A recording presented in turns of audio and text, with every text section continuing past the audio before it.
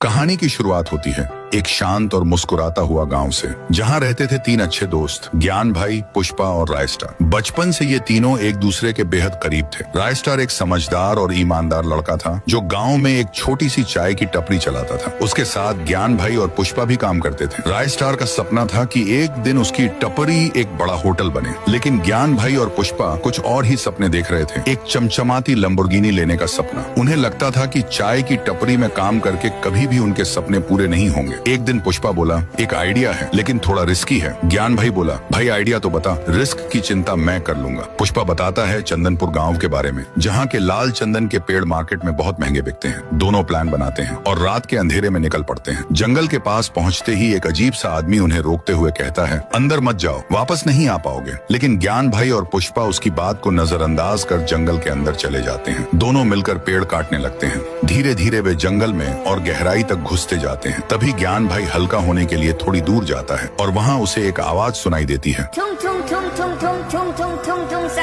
ज्ञान भाई डर जाता है। अचानक एक डरावना आदमी उसके सामने आ जाता है, लंबा लकड़ा। उसकी आंखों में गुस्सा भरा होता है। लंबा लकड़ा कहता है, तुम लोगों ने मेरे पेड़ काटे, अब तुम्हारा भी यही अंजाम होगा। और वो वहीं ज्ञान भाई को मार देता है। पुष्पा जब उसे ढूंढने आता है तो ज्ञान की लाश देखकर घबरा जाता है। वो भागने लगता है, लेकिन तभी उसके पीछे भी लंबा लकड़ा आ जाता है। पुष्पा भी बच नहीं पाता। अगले दिन सुबह रायस्टार अकेला दुकान पर होता है। तभी एक पुलिस जीप आकर रुकती है। पुलिस वाला कहता है, चंदनपुर के पास 2 लाशें मिली हैं, क्या ये तुम्हारे दोस्त थे? रायस्टार सदमे में चला जाता है। जब वह चंदनपुर पहुंचता है और अपने दोस्तों की लाश देखता है तो टूट जाता है। तभी उसे वही अजीब आदमी मिलता है जिसने रात में ज्ञान और पुष्पा को रोका था। वो आदमी कहता है, मैंने मना किया था, मत जाओ, लंबा लकड़ा मार डालेगा, लेकिन उन्होंने मेरी बात नहीं मानी। रायस्टार समझ जाता है जंगल में कुछ है, कुछ बहुत खतरनाक। उस रात के 2 बजे रायस्टार अकेला उसी जंगल में जाता है। वहीं पेड़ के नीचे बैठ जाता है, शांत। तभी वही आवाज आती है, ठुंग ठुंग ठुंग ठुंग ठुंग ठुंग ठुंग ठुंग ठुंग सहूर।